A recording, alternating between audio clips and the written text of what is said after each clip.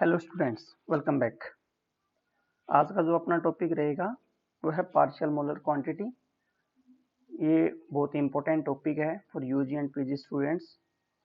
इसमें हम completely discussion करने वाले हैं कि पार्शियल मोलर क्वांटिटीज होती क्या हैं। केमिकल पोटेंशियल का एक कंसेप्ट आएगा, उसको डिटेल से पढ़ेंगे।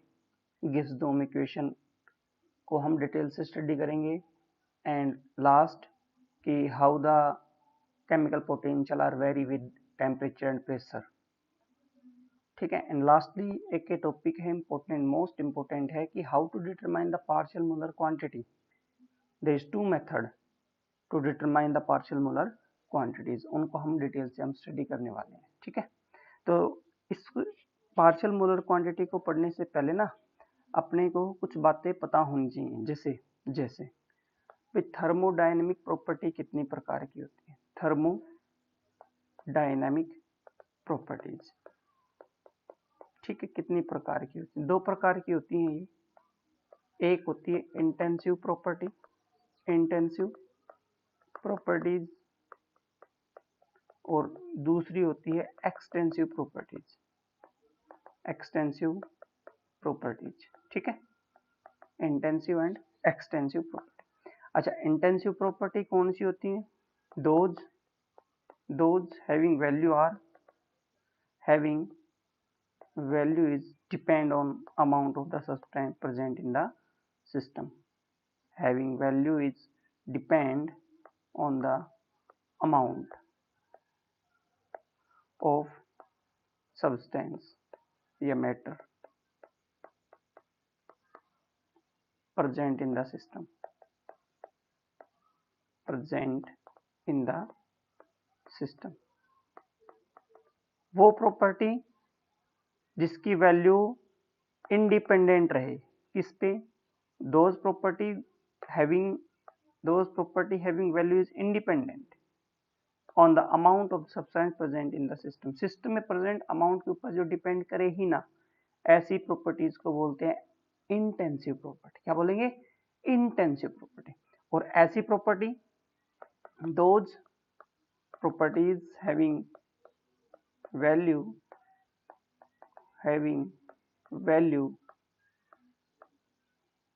depend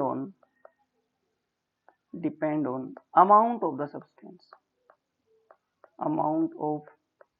substance या मैटर या फिर matter present in that system, okay. ये दो प्रकार की प्रॉपर्टी होती है, पहली intensive and second is extensive. Intensive कौन सी, those having value is independent किसके ऊपर, amount of the substance which are present in the system, and those having values depend on amount of the substance present in the system are called the extensive property। For example मैं example देता हूँ, जैसे temperature की बात कर लो, ठीक है, जैसे पोटेंशियल एनर्जी की बात कर लो, जैसे सरफेस टेंशन कह लो। ये कुछ ऐसी प्रॉपर्टीज हैं जो सिस्टम में प्रेजेंट अमाउंट के ऊपर डिपेंड नहीं करती है, इसलिए इन प्रॉपर्टीज को हम क्या नाम देंगे, इंटेंसिव प्रॉपर्टी। लाइक एज भाई गैस फ्री एनर्जी है, लाइक एज एंथैल्पी है, लाइक एज हीट कैपेसिटी है, हीट कैपेसिटीज है, लाइक एज एंट्रोपी है। ये प्रॉपर्टी डायरेक्टली डिपेंड करती है अमाउंट ऑफ द सब्सटेंस पे, इसलिए ये एक्सटेंसिव प्रॉपर्टी कहलाती है। ओके, अब चलो मुद्दा अपना ये नहीं था, ये तो हमने डिटेल थोड़ा सा जारी रखा, हमें तो सिर्फ एक्सटेंसिव प्रॉपर्टीज के बारे में डिस्कस करना है। एक्सटेंसिव कि how the extensive property are change in an open system, कि किस प्रकार से एक्सटेंसिव प्रॉपर्टी में चेंज आता है सिस्टम के अंदर। ठीक है, तो देखो मैं लेट अस सपोज करता हूं, let us suppose that this is your open system in which number of components are present। ठीक है, ये एक आपका ओपन सिस्टम है जिसका temperature to be constant that is the T, जिसका pressure to be constant that is the P, इसमें बहुत सारे नंबर ऑफ कंपोनेंट्स प्रेजेंट है। लेट अस दिस, मैं कुछ रिप्रेजेंट कर रहा हूँ, ये number of component like as present है ये, ठीक है। ये फर्स्ट कंपोनेंट है, ये सेकंड है, ये थर्ड है, ये फोर्थ है, ये फिफ्थ है, ये सिक्स्थ है, ये आईथ कंपोनेंट है। मेरे को नहीं पता ये कितने नंबर ऑफ कंपोनेंट हैं, ठीक है। मैंने जस्ट ये मान लिया कि इस ओपन सिस्टम के अंदर वेरियस नंबर ऑफ कंपोनेंट्स क्या है, प्रेजेंट है। इन सभी कंपोनेंट्स के जो नंबर ऑफ मोल्स हैं वो क्या है, अलग अलग, ठीक है। वो सभी का क्या है, अलग अलग। जैसे मैं मान लेता हूं, let an open system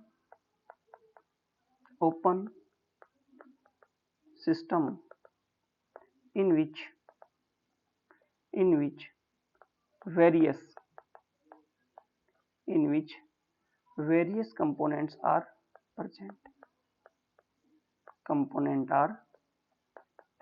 okay, various components are present, ठीक है। The temperature and pressure of this open system, the temperature and pressure of this open system is assumed to T and P respectively, ठीक है। Also assume that the number of moles of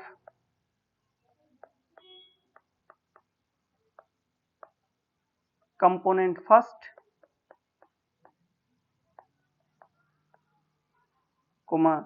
component second, component third, dash dash dash dash component I is n1, n2, n3 and dash dash dash n of I, ठीक है। means for this first component there is n1 number of moles, for this second number of component there is number of moles is n2, for this number of moles is n3, number of moles of n4, number of moles of n5, number of moles of n6, number of moles of n of I, ठीक है। सभी components के जो number of moles है वो क्या है, अलग अलग है। अच्छा, अब यदि आप कोई एक एक्सटेंसिव प्रॉपर्टी को चेक करो इस ओपन सिस्टम की, इस ओपन सिस्टम की कोई एक एक्सटेंसिव प्रॉपर्टी, कोई रैंडम में एक्सटेंसिव प्रॉपर्टी लगेगा, like as gives free energy, like as gives free energy. वैसे रैंडम कोई भी ले सकते हो आप, एंट्रोपी भी ले सकते हो, वॉल्यूम भी ले सकते हो, गिव्स फ्री एनर्जी भी ले सकते हो, एंथैल्पी भी ले सकते हो, हीट कैपेसिटी भी ले सकते हो। This all are the extensive property, ठीक है। Let us assume that, let us assume that x, कोई जनरल मैं एक्सटेंसिव प्रॉपर्टी ले रहा हूं, x is an extensive property, ठीक है। Extensive property of given open system, given open system, ठीक है। सो its value is depend on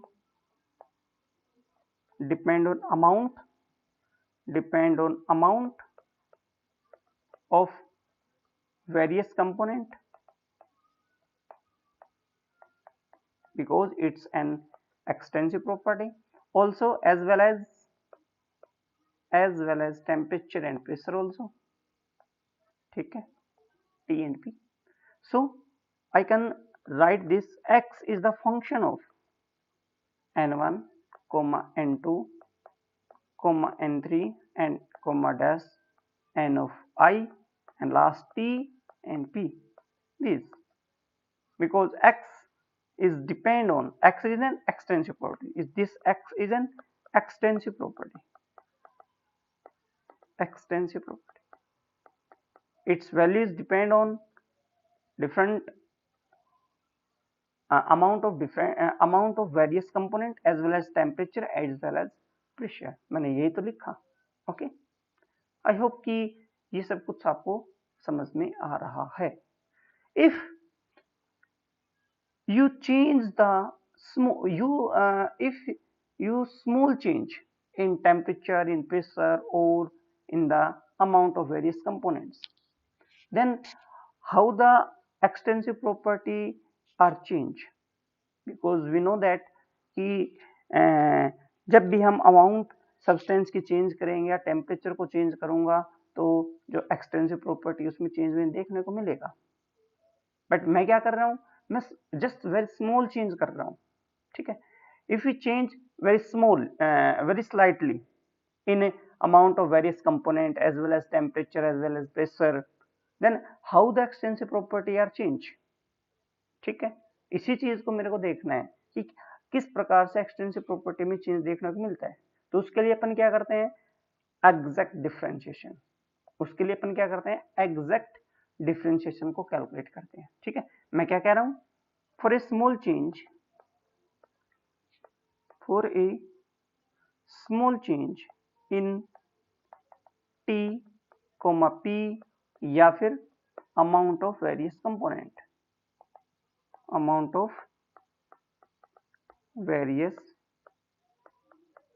component, ठीक है। The change in x which is an extensive property r कैसे निकालेंगे, using exact differentiation. d of x कैसे लिखूंगा इसको, d of x ऐसे is equal to curly of x divide by curly of n1 into में dn1। Constant क्या रहेगा, temperature constant है, प्रेशर कांस्टेंट है और ni कांस्टेंट है, where i is not equal to 1, plus curly x by curly of d of n2 into curly of d of n2 temperature pressure ni, where i is not equal to 2।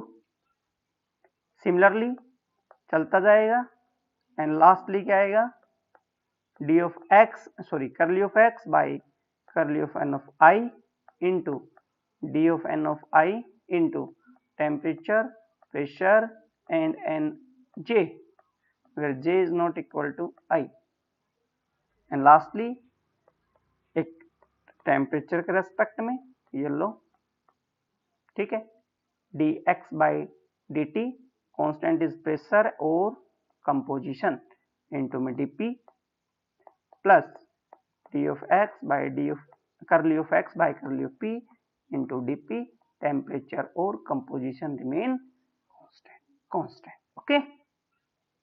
Then if we assume that we already assume that the temperature and pressure of this open system have to be constant, that is temperature T and P. So this equation number first, at constant temperature and pressure at constant T and P, equation number first become क्या बचेगी, जरा ध्यान से समझना, d of x at T and P is equal to curly of x by curly of n1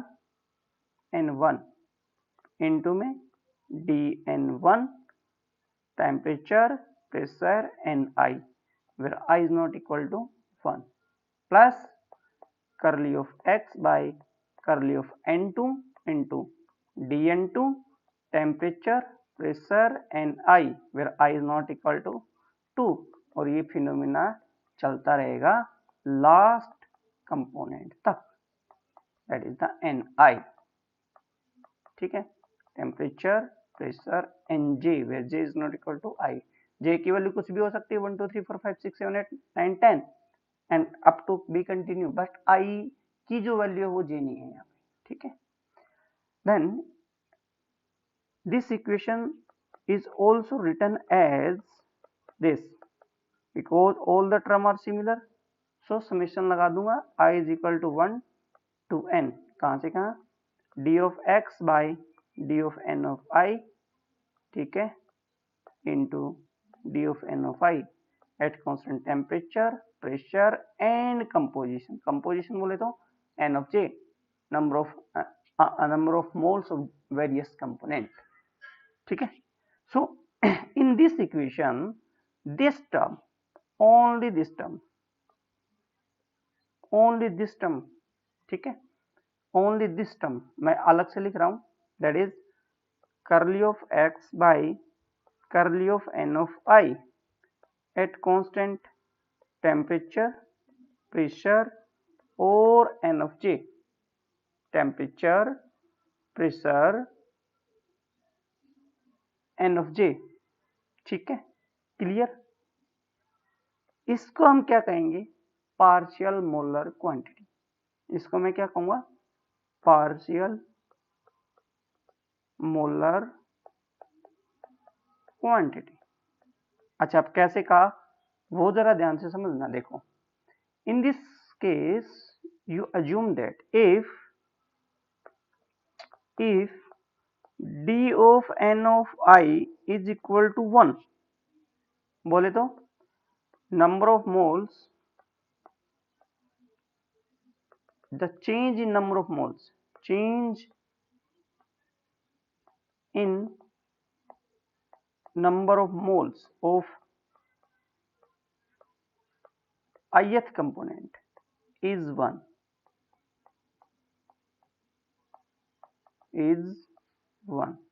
ठीक है। So answer is this equation 2 क्या बचेगी, ध्यान से समझना, D of x at constant temperature, pressure, ठीक है, is also as summation of D of X, that is the temperature and pressure as well as composition. यही ना, क्लियर, ऐसा ही होगा, ठीक है।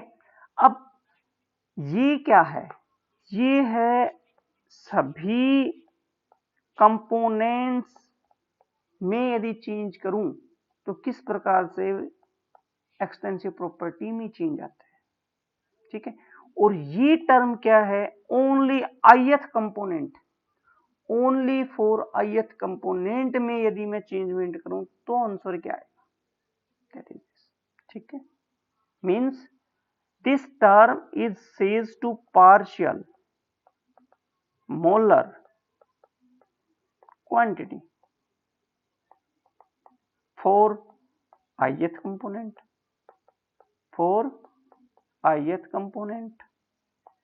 and this term is also says that partial molar quantity for whole the system, okay, clear. So इसको अपन क्या लिख सकते हैं, जरा ध्यान से समझना, क्या लिख सकता हूं इसको मैं, जरा देखो, हम क्या लिखेंगे, curly of X by curly of N of I at constant temperature, pressure and composition which is not equal to I, that is equal to xi bar, बोले तो क्या, partial molar quantity of ith component, ठीक है। और इसको अपन ऐसे लिख सकते हैं कि curly of x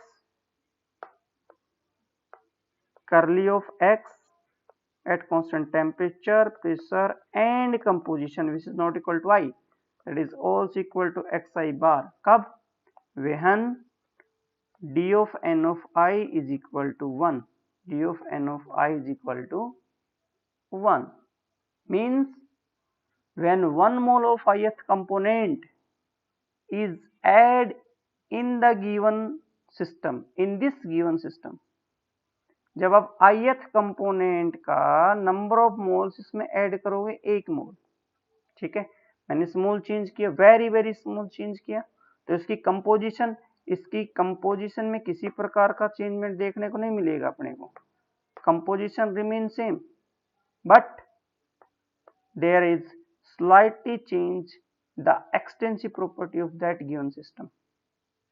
That change in extensive property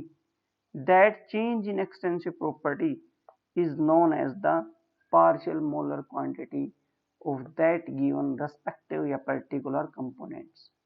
ठीक है, मीन्स डेफिनेशन क्या बनी, partial molar quantity of ith component is equal to change in extensive property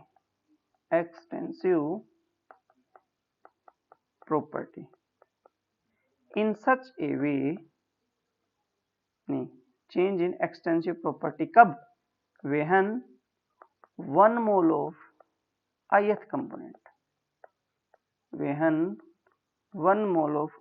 component is added in the given system, given open system in such a way that the temperature, pressure and composition remain constant. ठीक है, called the partial molar quantity. If this x means आपका जो x है, ये वाला x जो extensive property, ये आपका गिव्स फ्री एनर्जी है, बोले तो मैं ऐसे लिख दूं, if this x d of n of i को मैं ऐसे लिख रहा हूं, temperature pressure n of j where j is not equal to i को मैं लिख रहा हूं curly of g by curly of n of i, temperature pressure n of j which is j is not equal to i. This is called partial molar free energy. इसको क्या बोलोगे, partial molar free energy, यानी कि जब आप 1 मोल ith component का add करते हो गिवन सिस्टम में, ठीक है, तो जो वेरिएशन देखने को मिलेगा गिव्स फ्री एनर्जी में, उसी को आप क्या नाम दोगे, partial molar free energy, that is also called the chemical potential.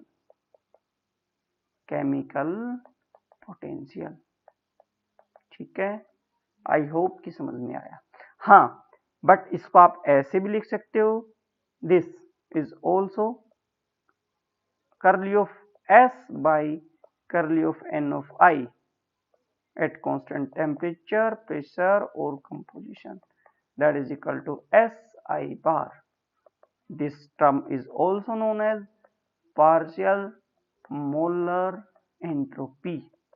ये भी एक क्वांटिटी है, पार्शियल मोलर क्वांटिटी, जिसको आप क्या नाम दोगे, partial molar entropy. Similar way, if volume is an extensive property, then the change when 1 mole of ith component is added in the system, that is partial molar volume.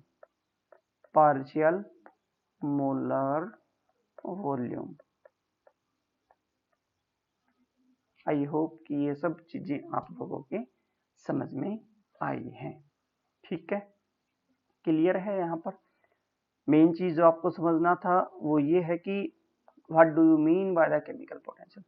Chemical potential is equal to change in गिव्स free energy. कब, when 1 mole of ith component is added in the open system in such a way that temperature, pressure and composition remain constant. I hope कि ये concept आप लोगों को समझ में आया है. क्लियर. ठीक है, अब नेक्स्ट बढ़ते हैं. गिब्स डोम इक्वेशन क्या होती है. वो कंसेप्ट को देखो, what do you mean by Gibbs Duhem equation. ठीक है, गिब्स थ्यूम इक्वेशन। ठीक है, देखो देखो जरा, एज इट इज ले रहा हूं मैं, कोई चेंजमेंट नहीं किसी प्रकार का, जैसा हम पहले था वैसे हम लिख रहे हैं अब भी। Late us assume that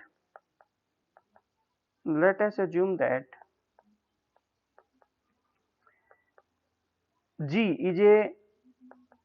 is a free energy, gives free energy, which is extensive property,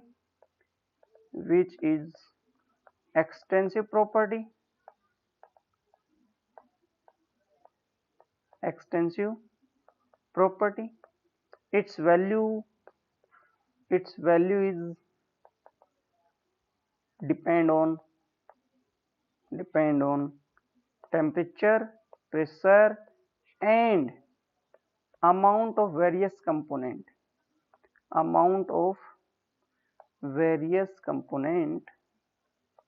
present in the open system,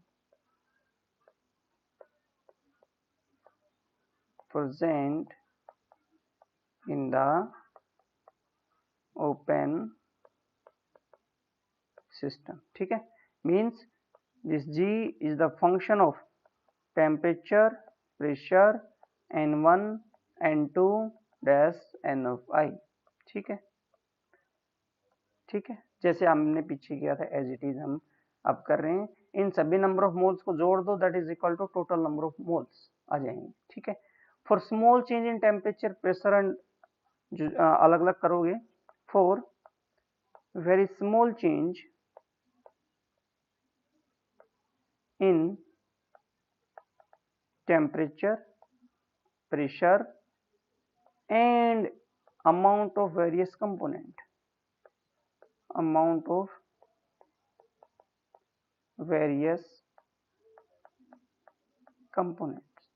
then the small change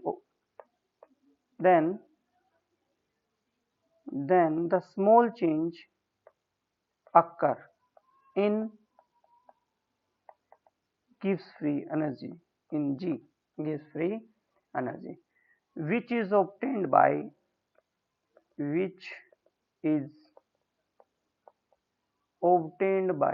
exact differentiation,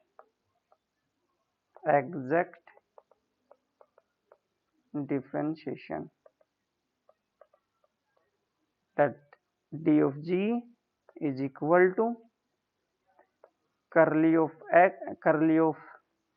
G by curly of T at constant temperature and composition। ठीक है, plus curly of G by curly of P at constant temperature and composition। ठीक है, plus d of G curly of G by curly of N1 constant temperature है, pressure है and composition where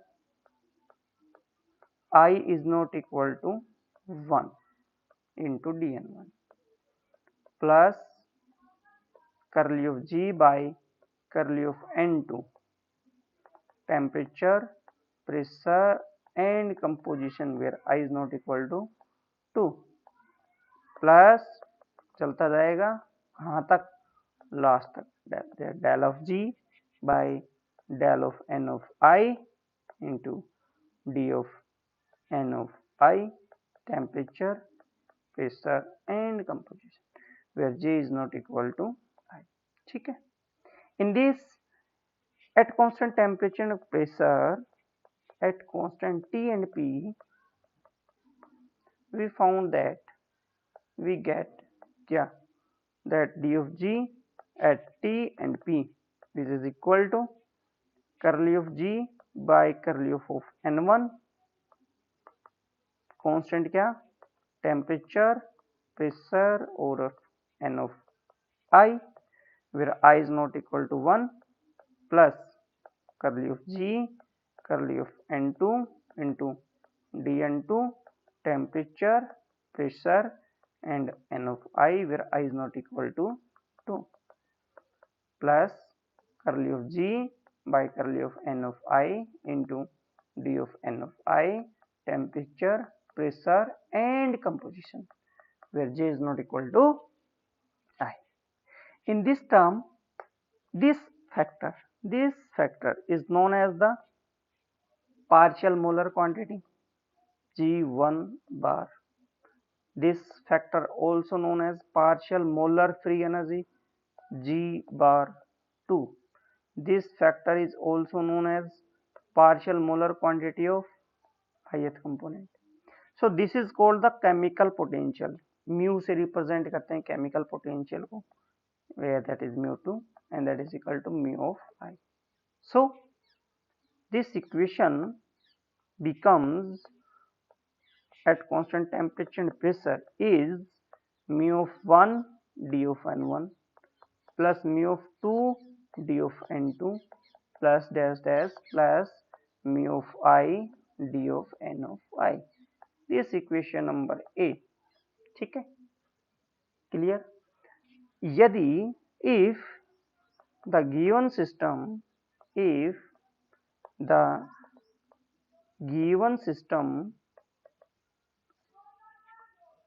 have a definite composition,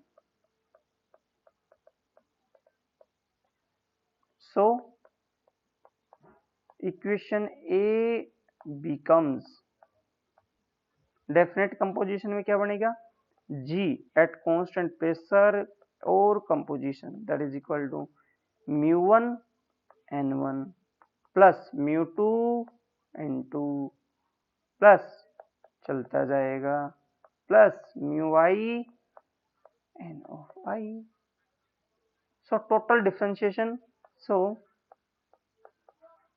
total differentiation of above equation is क्या बचेगा d of G is equal to mu I same ni का plus n1 को same mu I का differentiation plus mu2 को same dn2 plus n2 को same d mu2 plus चलता जाएगा mu I को सेम dni ni को same d mu I. ठीक है, ये इक्वेशन नंबर बी. अब बी में से ए घटा दो, B minus equation A we get क्या मिलेगा देखो ना जरा. राइट हैंड साइड में से राइट हैंड साइड घटाओ, इसमें से ये गया, दैट इज आंसर कितना आया 0. अच्छा, एज वेल एज ये टर्म कैंसिल, ये टर्म बच गई. ओके, ये टर्म कैंसिल, ये टर्म बच जाएगी. सिमिलरली ये 1 और ये खत्म, ये वाली बच जाएगी. मतलब बचेगा क्या n1 d mu1 plus n2 d mu2 plus ni d mu of I. इसको अपन क्या लिख सकते हैं, implies that summation of n of I d of mu of I is equal to 0. This relationship is known as Gibbs Thom equation. ठीक है, I hope कि ये कंसेप्ट आपको समझ में आया है.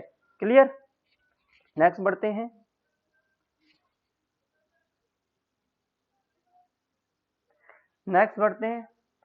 How the chemical potential are vary. मतलब अपने को देखना है, वो देखना variation of chemical potential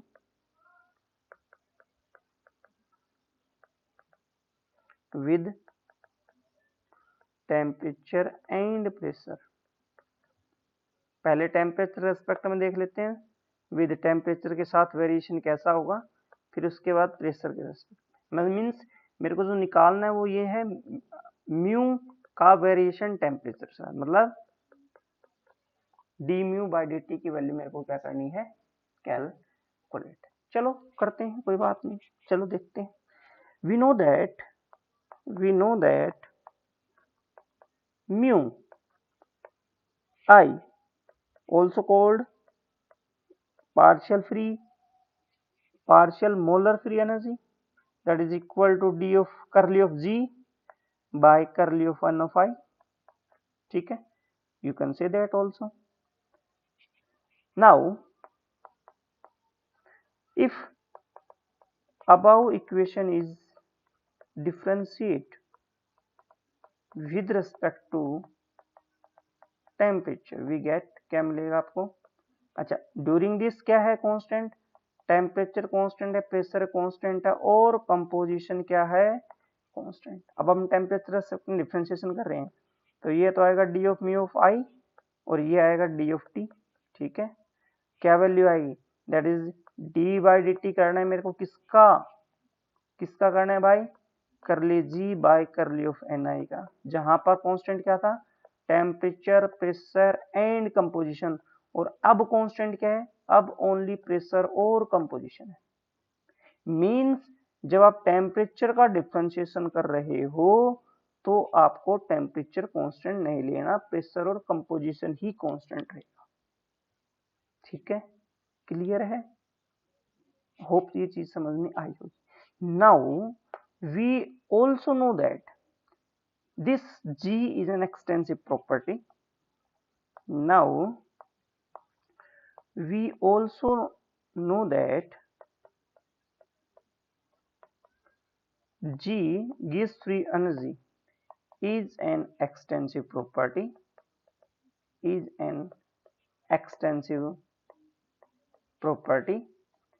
as well as a state function. Means its value is depend on the state of the system. अब what do you mean the state of the system? State of the system मैंने क्या कहा? ये state function, मैंने state system लिख दिया इसको, ये स्टेट फंक्शन है, इज स्टेट फंक्शन। ठीक है, स्टेट फंक्शन होता क्या है? Those thermodynamic function, those thermodynamic function having value is depend on state of the system,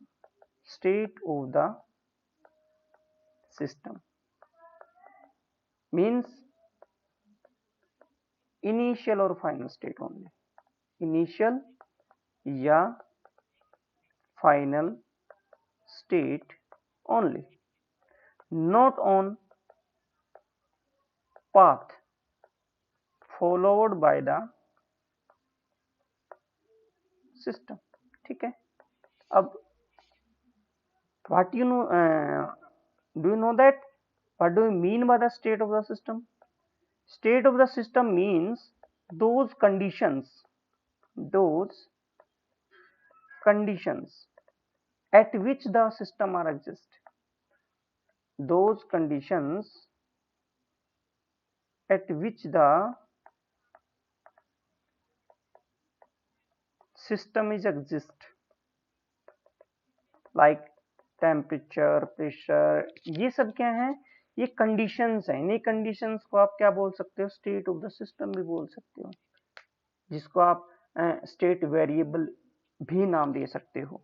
ठीक है, तो इन सभी वेरिएबल्स को यदि मैं चेंज करूंगा तो आपका गिव्स फ्री एनर्जी क्या होगा? चेंज होगा, अदरवाइज चेंज नहीं होगा। जैसे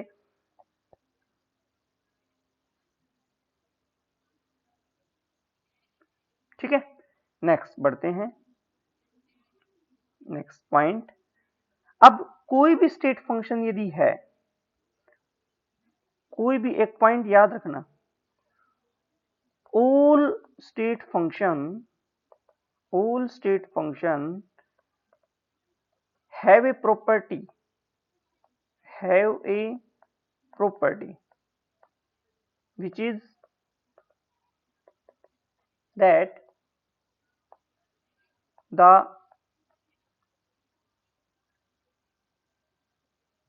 all the state function have a property which is verification of Euler theorem. Euler theorem, ठीक है, Euler theorem। यानी कि मैं क्या कह रहा हूं, मैं ये कह रहा हूं कि जो स्टेट फंक्शन होते हैं ये क्या करते हैं, these verify the Euler, these satisfy the state function, sorry, Euler theorem, these satisfy the Euler theorem। अब what do you mean bye Euler theorem? अब Euler theorem क्या होती है, देखो क्वेश्चन के अंदर ही क्वेश्चन आ रहा है, उलझो मत, हाउ हर उस क्वेश्चन का आंसर आप देते चलो, आपका आंसर खुद ब खुद आ जाएगा, ठीक है। देखो Euler theorem क्या होती है, इफ दिस x का डिफरेंशिएशन आप a के रेस्पेक्ट में कर रहे हो, ठीक है, और दूसरा सेकंड डिफरेंशिएशन आप b के रेस्पेक्ट में कर रहे हो, तो ये बराबर रहेगा, चाहे इस x का डिफरेंशिएशन पहले b के साथ कर लो और फिर a के साथ कर लो, बोथ आर बराबर रहेगा। अब जैसे अपना क्वेश्चन था ये क्या था, d of mu of i is equal to d by d t dg by d n i. मैं सिर्फ यही लिखूंगा, अब ये टेम्परेचर प्रेशर ये सब नहीं लिख रहा। मेरा कहने का मतलब जब मैं टेम्परेचर के साथ डिफरेंशिएशन करूंगा तब मैं प्रेशर को क्या लूंगा, कांस्टेंट लूंगा, ध्यान रखना। so implies that d of mu of I divided by d of t, which is equal to d by dt of d of g by d of n of I, ठीक है। अब हमें पता है कि g एक state function है तो सेटिस्फाई करेगा आइलर थ्योरम को। आइलर थ्योरम क्या कहती है, तो भाई पहले ni के रेस्पेक्ट में कर लो फिर dt के रेस्पेक्ट में कर लो, या पहले आप जो है dt के रेस्पेक्ट में कर लो फिर आप dni के रेस्पेक्ट में कर लो, बोथ क्वांटिटी क्या रहेंगी, बराबर। अब आपको ये वैल्यू क्या करनी है, सिर्फ calculate, how to calculate it, देखो now we know that from thermodynamic square या thermodynamic property, we know that from thermodynamic scale या फिर thermodynamic property, thermodynamic property क्या, that is this कि d of g किसके बराबर होती है, vdp माइनस sdt, ठीक है। आई होप क्लियर हो गया। Now if we differentiate it with respect to temperature at constant pressure, we found that constant pressure है तो this term can be zero, क्योंकि ये कह रहा है कि चेंज इन प्रेशर, मैं तो चेंज इन प्रेशर तो कर ही नहीं रहा, तो आंसर जीरो, और इसका आंसर कितना आएगा, minus S. so your change in chemical potential with respect to temperature is equal to d by d of n of I into में माइनस एस। मैंने क्या किया, मैंने ये वाली वैल्यूज को उठाकर यहाँ पर पुट कर दी, और कुछ नहीं किया, ठीक है। आंसर कितना आया, that is equal to minus D S by D of N of I which is equal to minus S I bar. means that if we change chemical potential with respect to temperature, our answer is partial molar entropy, we get is partial molar entropy, ठीक है। Similarly you can find that variation of chemical potential with respect to pressure, then you got it partial molar volume, ठीक है। Same method आप इस video को back करके चलना starting से, यहाँ से, तो जहां मैंने टेम्परेचर के साथ किया वहां प्रेशर के साथ करना, तो चेंजमेंट कहाँ आएगा, यहाँ प्रेशर आ जाएगा, यहाँ प्रेशर आएगा, ये सारी बातें रिमेन सेम रहेंगी। वही बात कि जी एक एक्सटेंसिव प्रॉपर्टी है, जी एक स्टेट फंक्शन, जो स्टेट फंक्शन होता है वो किसको सेटिस्फाई करता है, आइलर थ्योरम को सेटिस्फाई करता है। आइलर थ्योरम क्या होती है, ये वाली होती है, ठीक है। तो लास्ट में क्या आएगा, dg/d ऑफ p आएगा। जब आप इस इक्वेशन को प्रेशर के साथ डिफरेंशिएशन करोगे कांस्टेंट टेम्परेचर लेकर, तो वैल्यू क्या आएगी, volume, that is equal to this is the final answer, ठीक है। Now our next topic is chemical potential for ideal gas क्या होगा। चलो देखते हैं, चेक करते हैं क्या होगा। मतलब टॉपिक का नाम है chemical potential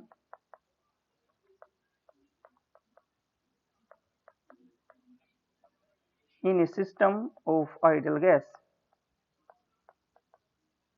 system of ideal gas, ठीक है।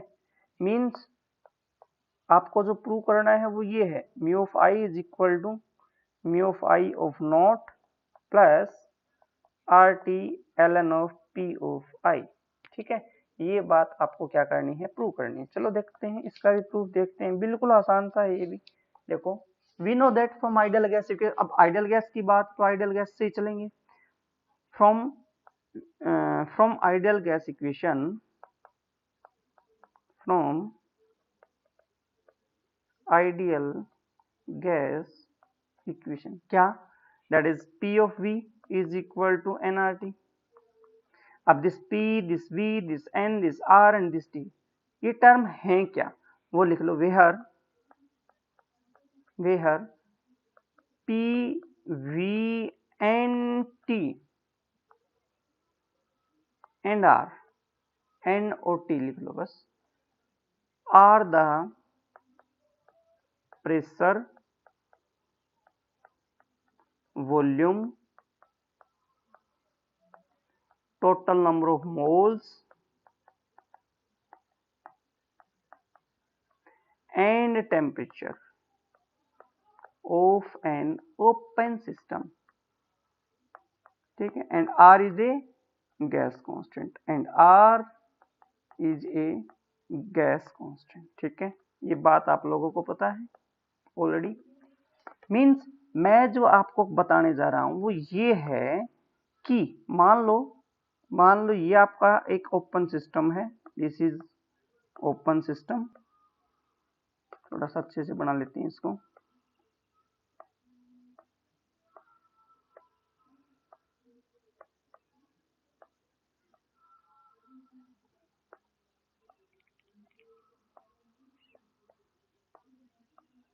ठीक है। This is the open system,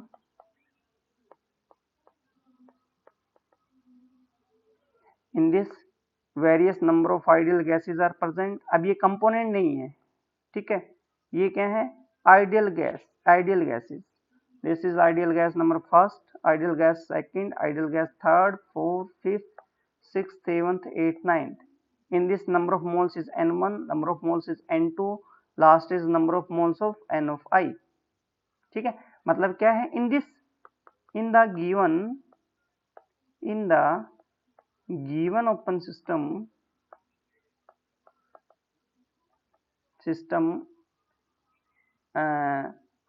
the various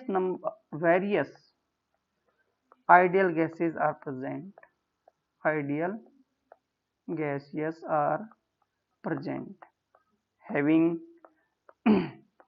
having number of moles are moles are n1, n2, n3 and ni. So total number of moles, so total number of moles is total number of moles of the system is equal to summation of all the number of moles of various, sum of all the number of moles of various ideal gases present in given system, ऐसा ही तो होगा, given system ऐसा ही होगा। So total number of n को n से represent कर रहा हूं, is this n is equal to number of moles n1 plus n2 plus n3 plus चलता जाएगा, कहां तक जाएगा हमें भी कोई आइडिया नहीं। सो दिस इक्वेशन नंबर 1 बिकम्स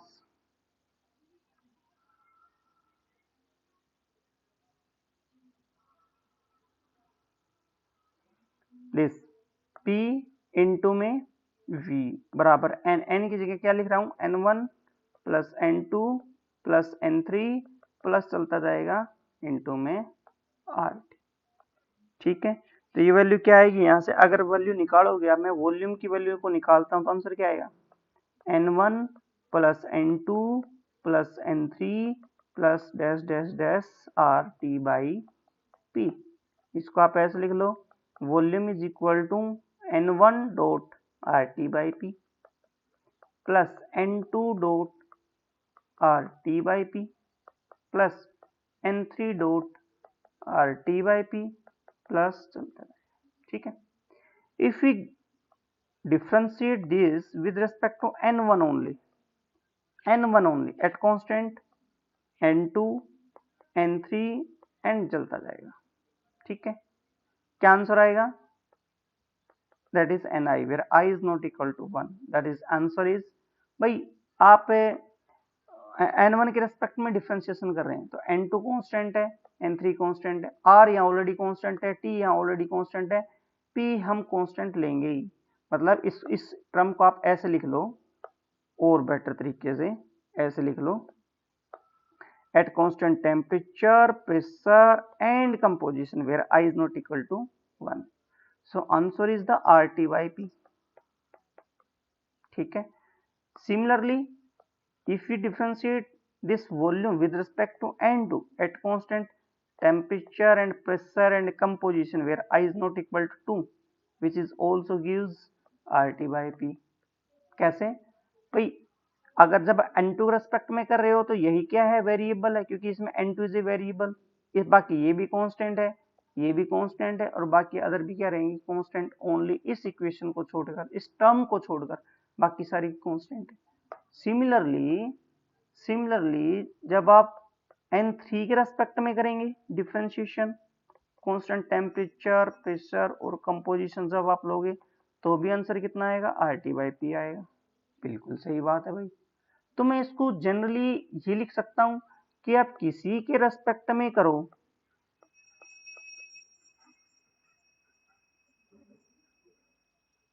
हमने आई के रेस्पेक्ट में डिफरेंशिएशन किया, कांस्टेंट मैंने लिया टेम्परेचर को, प्रेशर को और कंपोजिशन को, where j is not equal to i, तो आंसर आपका आर टी बाई पी आया।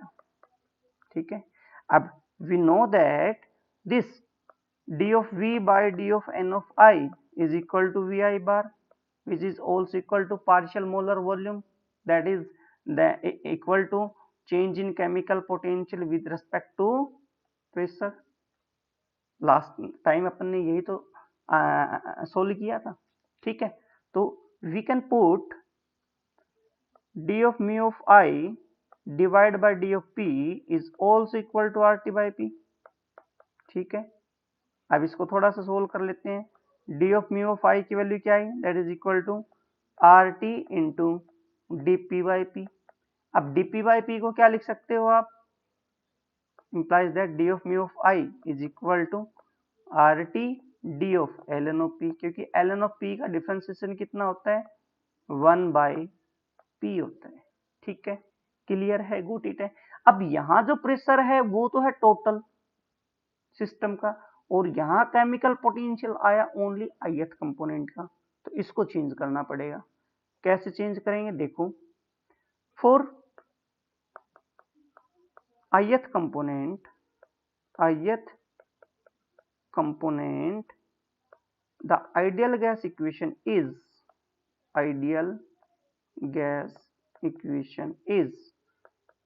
Vp of I, क्योंकि यहाँ टोटल प्रेशर तो आएगा नहीं, टोटल प्रेशर तो किसके बराबर होता है, partial sum of all the partial pressure. of the various component present in a system. So I का ith कंपोनेंट का प्रेशर कितना है, that is the partial pressure. Volume कितना है, अब गैस है, गैस का वॉल्यूम डेफिनेट नहीं होता, सो गैस का वॉल्यूम वही रहेगा जो कि सिस्टम का वॉल्यूम है, जो कि जिस कंटेनर में वो प्रेजेंट है.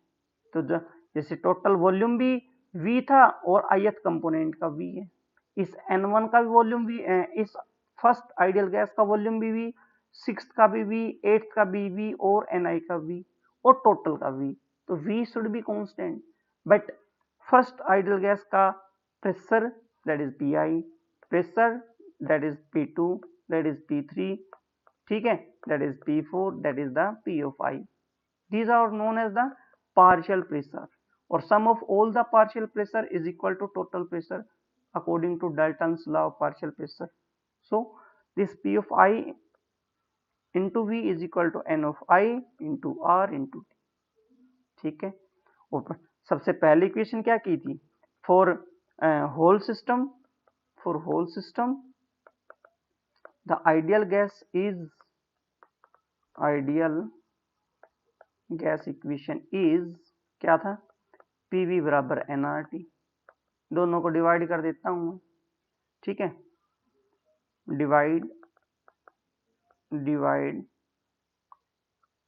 Equation 1 by equation 2, 1 by 2 we get क्या मिलेगा, देखो जरा, P of I V, PV, N of I RT, N RT.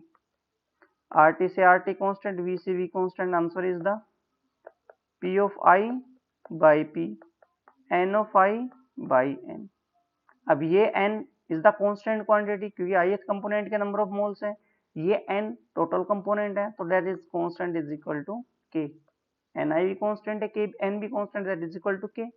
So P of I is equal to K into P. ठीक है, क्लियर है. Now ln taking ln both side implies that ln of P of I is equal to ln of K into P.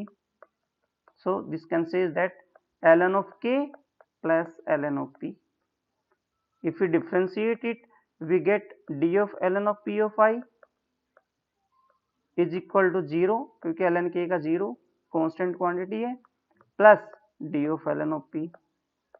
ठीक है, मतलब answer जो आपको मिला वो ये मिला कि d of ln of Pi is equal to d of ln of P. ठीक है, और यही वैल्यू ही तो आपको पुट करनी है, यही तो वैल्यू आपको पुट करनी है, कहां पर, इन दिस इक्वेशन में. देख लो, ये वैल्यू उठाओ, यहां पुट कर दो एज इट इज, पुट करें, सो वैल्यू क्या आएगी, implies that d of mu of I is equal to RT d of ln of P की जगह क्या लिख दूंगा, Pi. अब ये भी ith कंपोनेंट है, ये भी, यही तो चाहिए था, यही तो चाहिए था. ongoing integration, this d of mu I convert into mu I plus RT, this d of ln of Pi convert into ln of P of I, क्योंकि इंटीग्रेशन कर रहे हैं. अब मैं इंडेफिनेट इंटीग्रेशन कर रहा हूं तो कोई कांस्टेंट लगाना पड़ेगा C. This C is known as the constant for integration, constant for integration, और in this case this is equal to mu I naught, that is also called the chemical potential of ith component, chemical potential of pure ith component, pure ith component having value is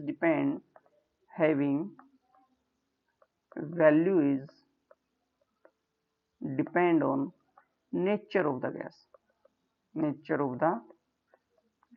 okay, clear. So equation becomes mu I is equal to mu I naught plus RT ln of P of I. यही तो अपने को prove करना था, hence prove. ठीक है, clear हो गया. आई होप कि ये चीज आपको समझ में आई है। Determination of partial molar quantity, ठीक है, determination of partial molar quantity, ठीक है। चलो देखते हैं how to calculate this partial molar quantity by experimentally. The determination of this given partial molar quantity using two methods. Method number first is straightforward method, ठीक है। अब नाम से पता चल रहा स्ट्रेट फॉरवर्ड मीन्स हम डायरेक्ट हम पार्शियल मोलर क्वांटिटी को किस प्रकार से एक्सपेरिमेंटली फाइंड आउट करें। Straight forward method, okay. देखो जी कैसे है ये। जैसा कि आप सभी को पता है कि partial molar quantity is equal to change in extensive property divide by number of moles of ith component. So इसको आप अगर एक प्रकार से समझें आप तो इसको आप ऐसे लिख सकते हैं कि d of y by d of x। So this क्या होता है, ये स्लोप होता है। y यहाँ ले लो, x यहाँ ले लो, तो जो भी कर्व मिलेगी उस कर्व का स्लोप क्या आएगा, dy by D of x. तो जस्ट वही काम करना है। अब आपको y की जगह x लेना है और x की जगह डी ऑफ एन ऑफ आई लेना है, यानी कि इस साइड लेना है एक्सटेंसिव प्रॉपर्टी, इस साइड लेना है नंबर ऑफ मोल्स, और आपको ग्राफ प्लॉट करना है। ग्राफ प्लॉट करने के बाद जो स्लोप आएगा उसी स्लोप को आप क्या नाम कह देंगे कि यही क्या है, पार्शियल मोलर क्वांटिटी, ठीक है। चलो कैसे करेंगे इसको वो देखते हैं, चलो करते हैं। पहली बात तो यह है कि यह एक ऐसा मेथड है जो कि प्रीशियस नहीं है। This is not the precious method, this is not a precious method, not a precious method, यानी कि इससे बेटर रिजल्ट नहीं मिलता। कैलकुलेशन हो जाती है बट बेटर रिजल्ट नहीं मिलता। दूसरा जो है वो क्या है, in this method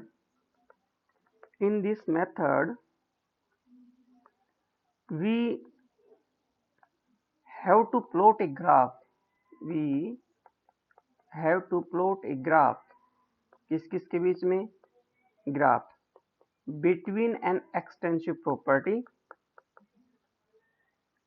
between an extensive property x versus number of moles of all components except ith component, except ith component. The slope of resulting graph, the slope of curve, the slope of curve obtained in above graph is d of x by d of n of I, is known as the xi bar, is gives partial molar quantity, ठीक है, partial molar quantity. तीसरा point, this type of graph can be easily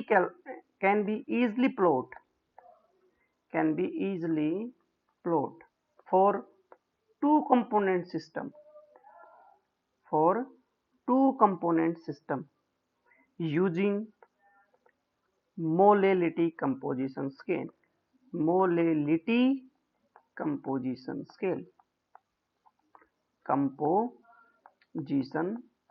क्योंकि molality क्या होती है, number of moles of the solute divide by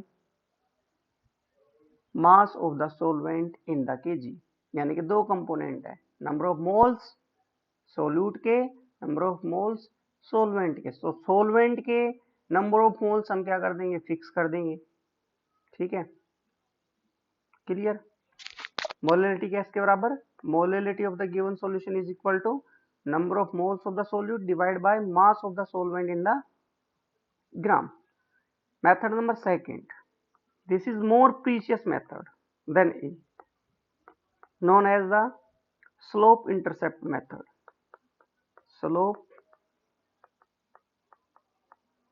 intercept method.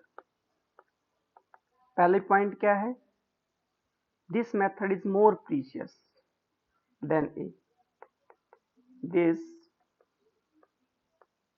method is more precious. ठीक है, better method है एज कंपेयर टू ए। पहला method के कंपेरिजन में ये अच्छा है। दूसरा, इन दिस मेथड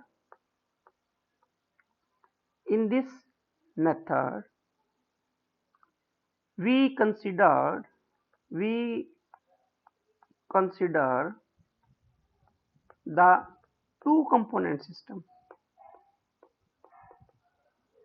ठीक है, टू कंपोनेंट सिस्टम हम कंसिडर करके चलेंगे और वैल्यूज को निकालेंगे और फिर बहुत सारे नंबर ऑफ कंपोनेंट्स के लिए हम ये वैल्यू को आसानी से हम क्या कर देंगे, calculate. We consider the two component system, the molar value of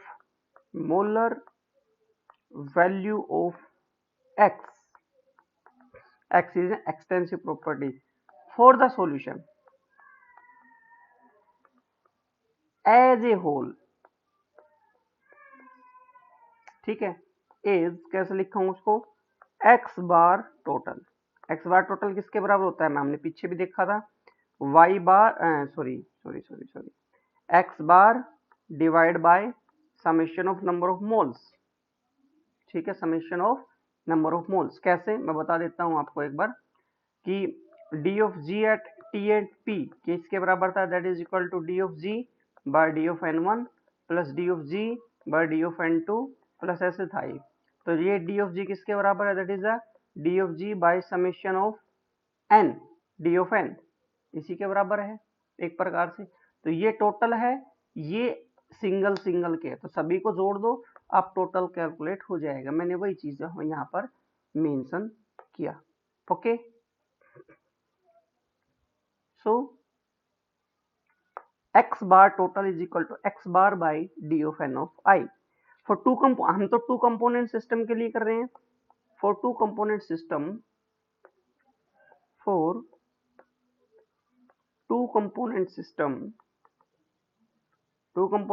के लिए ni किसके बराबर होगा, x bar total is equal to x bar divide by n1 plus n2। This is also equal to x bar is equal to n1 plus n2 into x bar total। अब ये यहाँ पे x है क्या, xi है, ये यहाँ x है क्या, ith कंपोनेंट का है, ये ध्यान रखना, ये कहाँ है, ith कंपोनेंट का पार्शियल मोलर वैल्यू है। ठीक है, अब यदि आप इसको थोड़ा सा और सोल्व करो, इसको डिफरेंशिएट करो, D of X bar I divide by n1 के रेस्पेक्ट में कर दो, कांस्टेंट n2 लेकर के, तो आंसर क्या आएगा, that is the n1 plus n2, ये तो सेम है, डिफरेंशिएशन किसका, D x bar total divide by D of N of 1 का। ठीक है, प्लस अब की बार x बार टोटल को सेम ले लो और डिफरेंशिएशन किसका कर दो, अब की बार कर दो n1 प्लस n2 का। So d of x of i of bar by d n1 constant n2 is equal to n1 plus n2 into d x bar total divide by D of n1 plus constant क्या है यहाँ भी constant n2 है, याद रखना, यहाँ पर भी कांस्टेंट n2 है। यहाँ क्या आएगा x बार टोटल इंटू 1 को लिखो या ना लिखो, क्योंकि इसका डिफरेंशिएशन 0, क्योंकि ये तो कांस्टेंट है। n1 का डिफरेंशिएशन कितना होता है 1 को लिखो या ना लिखो, मल्टीप्लाई कितनी हो जाएगी 1 ही हो जाएगी। सो अब इसको इक्वेशन नंबर 1 मान लो। ऑल्सो अब इसमें थोड़ा सा चेंज करता हूं। We know that x of 1 mole fraction of first component is equal to number of moles of first divided by number of moles first plus second। यही तो आएगा, वो क्या आएगा, या x of 2 is equal to n of 2 divided by n plus n, यही तो आएगा। So if we differentiate this x1 को डिफ्रेंशिएट कर दो n1 के रेस्पेक्ट में कांस्टेंट n2 लेकर के, तो आंसर क्या आएगा वो देखो। मैं 2 को डिफ्रेंशिएट कर रहा हूं, इस वाले को डिफ्रेंशिएट कर रहा हूं, ठीक है। तो n2 को एज इट इज डिफ्रेंशिएशन किसका 1 बाई n1 प्लस n2 का, plus 1 by n1 plus n2 as it is differentiation किसका दैट इज द n2 का। ठीक है, क्लियर। देखो कैसे, d of x2 by d of n1 at constant n2 which is equal to, अब ये तो हो गया n2, ठीक है, ये किसके बराबर आया जी भाई 1 बाई है, तो क्या आएगा -1 बाई n1 प्लस n2 का स्क्वायर, n2 का स्क्वायर, और n2 n1 का क्या आएगा 1, और इस पूरी टर्म का क्या आएगा 0, क्योंकि n2 तो क्या है कांस्टेंट है। सो implies that d of x2 upon d of n1 at constant n2 is equal to minus n2 divided by n1 plus n2 into n1 plus n2, 2 बार लिख दिया मैंने, इसमें कोई दिक्कत नहीं है। अब ये वाली टर्म किसके बराबर हुई, this term is equal to x2, again x2 है, minus of x2 by n1 plus n2। So ये वैल्यू मैं उठा करके पुट कर दूंगा ऊपर जो इक्वेशन, इसमें कहां पर ये वैल्यू उठाऊंगा और इक्वेशन नंबर फर्स्ट में यहां पर पुट कर दूंगा। कैसे करूंगा वो थोड़ा सा सोचो। देखो ये इक्वेशन क्या थी, मैं एक बार दोबारा से लिख देता हूं इस इक्वेशन को। यहां पर d ऑफ ऐसे implies that d of x of I bar by d of n of 1 constant n2 is equal to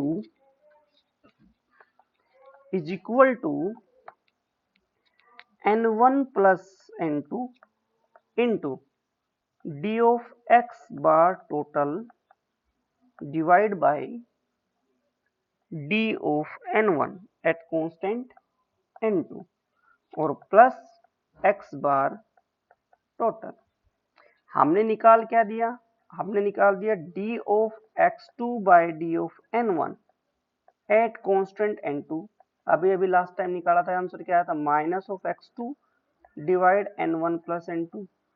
okay, so this equation can be rewritten as this n1 n2।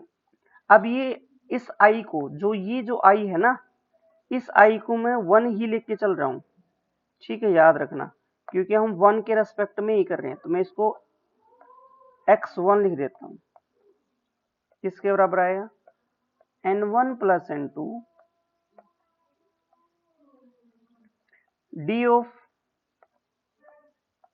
x bar total divide by D of x2 into D of x2 divide by D of n1। Constant यहाँ भी n2 है, constant यहाँ भी n2 है, ऐसा लिख सकता हूँ क्योंकि ये और ये क्या हो जाएंगे, खत्म हो जाएंगे, बात वही रहनी है। प्लस में x बार टोटल, अब वैल्यू को पुट करो, implies that d of x1 bar by d of n1 at constant n2 is equal to n1 plus n2 dot dx bar total divided by d of x2 at constant n2 into minus x2 by n1 plus n2 और plus x bar total, इससे वाले term cancel. So answer is, मैं इस पूरी term को इस side लिख के आ रहा हूं, ठीक है। आंसर क्या आएगा, D of X bar total divide by D of n2 into minus of x2 is equal to x bar total minus D of x bar first by D of n1 at constant n2। ये value आप लोगों की calculate हुई है। यहां से यदि आप x बार टोटल की वैल्यू को निकालेंगे तो वैल्यू क्या आएगी, डी एक्स बार टोटल, इसको ऐसे लिख लो, d x1 by d n1 at constant n2 plus x2 dx bar total divide by dn2, ऐसे लिख सकता हूं। ऐसे हम इसको लिख सकते हैं। अब ये क्या बना, this is our partial molar quantity. क्यों, चलो ऊपर से देखते हैं क्यों। देखो जी, हमने क्या कहा कि ये इसके बराबर होता है, ठीक है, डी टोटल। वैसे होता क्या है, मैं एक बार फिर से रिप्रेजेंट करता हूं। जैसे हमने D of x at constant temperature और प्रेशर किसके बराबर था, D of X by D of n1 plus D of X by D of n2 plus D of X by D of n3। तो इसको अपन क्या लिख सकते हैं, D of X by summation of D of n I, ऐसा ही तो लिख सकते हैं। डी से बाद हटा दो, यहाँ से डी हट जाएगा, यहाँ से भी हट जाएगा, यहाँ से भी हट जाएगा, तो आंसर क्या बचेगा, that is equal to x total, क्योंकि ये तो कौन किसका है, this is the for system, that is equal to x divide by summation of n of i. यहाँ मैं x बार ले रहा हूँ, ये यहाँ पर x है, जस्ट इतना सा डिफरेंस है, सिंबॉलिक नोटेशन का डिफरेंस है, ध्यान रखना। x बाई एन आई को हम क्या नाम देंगे, पार्शियल मोलर क्वांटिटी। तो मैंने जो लिखा x i bar by n i, इसको भी मैं क्या कहूंगा, पार्शियल मोलर क्वांटिटी। ये चाहे सिंबॉलिक नोटेशन की मिस्टेक लगा लो या मैंने सिंबॉलिक रिप्रेजेंटेशन कुछ इस प्रकार से की है, वो एक आपका मेथड अलग है, मेरा मेथड अलग रहेगा, ठीक है। तो मैं इसको क्या लिखूंगा, x bar total is equal to, that is partial molar quantity for first component plus x2 d of x bar total divide by d of n2, यही तो आएगा। अब ये जो भी x बार टोटल है, ये भी क्या है, ये एक एक्सटेंसिव प्रॉपर्टी है, this is not the partial molar quantity. अच्छा, यहां पर भी मिस्टेक अपनी, ये एंड x2 आ रहा है, देखो यहां क्या आ रहा है x2, तो अपन x2 ही लेकर चले, अपन ने n2 कर दिया, ये n2 नहीं है, ये क्या है, कहां पर मिस, हाँ सही है, सही बात है, बिल्कुल सही बात है, यहां पर n2 है, n2, this x2 x2 x2, ठीक है। तो आपकी जो आंसर आया है वो ये वाली आंसर, ये वाला है, दिस इज योर आंसर, ठीक है। Similarly x bar total is equal to